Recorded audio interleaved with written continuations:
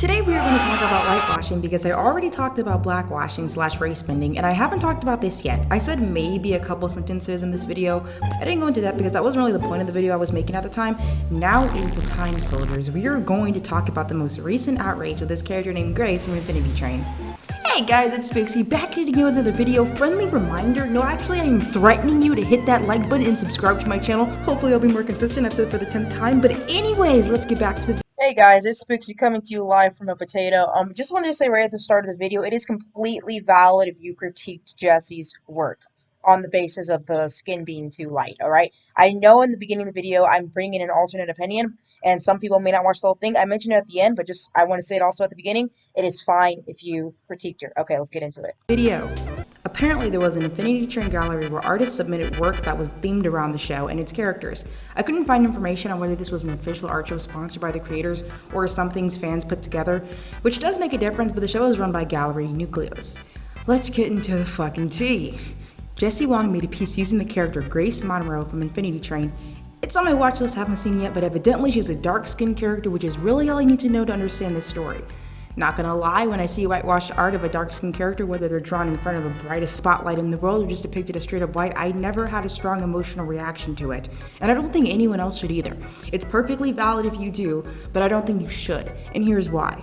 In my I Hate Blackwashing video, I stated that drawing white or Asian characters black doesn't add to representation. Therefore, being consistent with my own logic, I don't think drawing a black character white suddenly takes it away. You shouldn't do it in terms of art etiquette, but I don't think it has an effect on representation because just like race bending, it's still all fan art. I do, however, care if the official source material whitewashes the character. That to me is true erasure. Like when Tiana was depicted way lighter in Wreck-It Ralph than she was in original film. That was extremely problematic because Disney would literally be erasing one of their only dark-skinned characters by making her look less black than she is.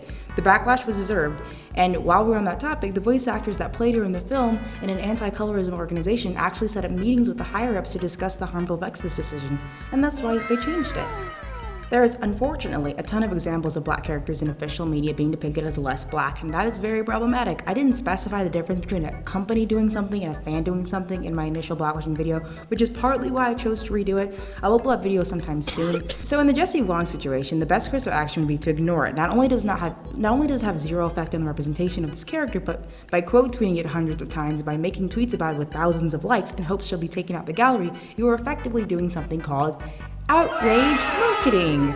Outrage marketing is pretty much when you keep talking about something because you hate it. It's like your angry passion is fueling you to market this person. I didn't know who Jessie Wong was before this, and now I do. I've seen her art. That's not a good thing if you don't like her. People on Twitter need to understand there's social media and then there's real fucking life. She's not gonna lose any jobs or get blacklisted from the animation industry for making fan art of a dark-skinned character a few shades lighter. She might get dragged on Twitter for the next few months, but she's not gonna lose anything that actually matters. As a matter of fact, the showrunner of Infinity Train literally blocked people who critiqued her piece. He literally made a stance against those who had an issue with it, which sucks, but like, what now? There was a lot of people demanding that she fix the art piece and correct Grace's skin tone, and this is why this shit annoys me just a little, because ignore her. She is not the benchmark on how this character should be depicted. Please stop giving her clout. Holy shit, she does not care. In her email response, she literally felt no remorse at all. All this energy needs to be redirected to just retweeting art made correctly. The worst thing you can do to an artist is ignore them. Now, I do want to also talk about some people defending Jessie Wong. If someone, especially an adult, draws a character with the wrong skin tone, it's not some sort of mistake or style. I disagree that anyone just can't color black people or dark-skinned people. It's a dumb excuse, and I wish people would stop using it. I would respect people more if they just admitted they didn't want to draw dark skin instead of these weird made-up theories that I'm about to mention. The piece is in watercolor, and some people argue that because it's watercolor, she couldn't achieve a darker look. Okay, look how the shadows are within the same piece.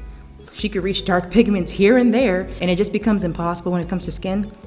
All she did here was layer the colors probably, or just use a different material, but you can just layer the colors in watercolor to make it darker. You're welcome. For common fucking sense, am I right? Second thing a lot of people mentioned was that pastel color palettes just didn't contain dark skin. This one pisses me off the most because it makes the least amount of sense. There's so many pastel pieces where the girls have black or brown hair or brown or chocolate themed dresses. Like, those are the same colors a black person would have.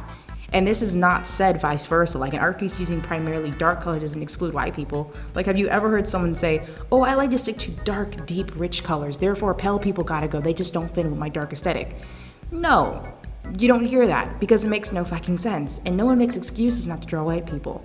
Lastly, the lighting thing. There's some merit to this claim, so it depends on how changed the skin tone is and where they are, but 90% of the time the character is not in front of a spotlight that would generate such a huge effect. It's just ambient lighting, which is just natural lighting. People tried to say that about this drawing, but she's standing in front of a black background.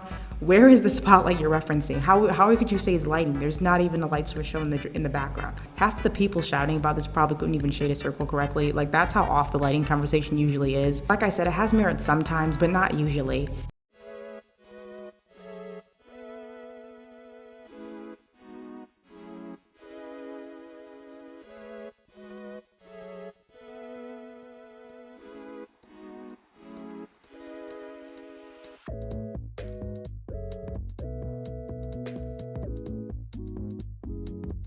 Address something I've seen people say a lot.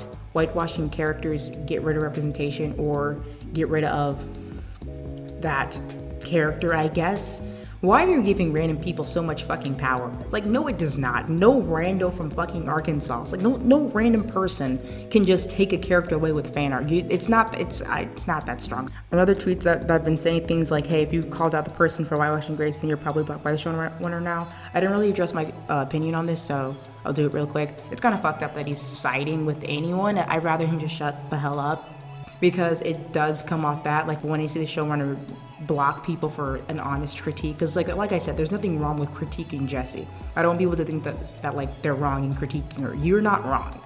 Like, it's your opinion. You're allowed to share your opinion. But I feel like blocking people for sharing an opinion is very unprofessional and immature. So, yikes, I guess. If you watched the whole video, you're a fucking G, bro. Subscribe and like if you want to see more videos next year, maybe sooner. Depends on when I get to that. It's Spooksy signing out.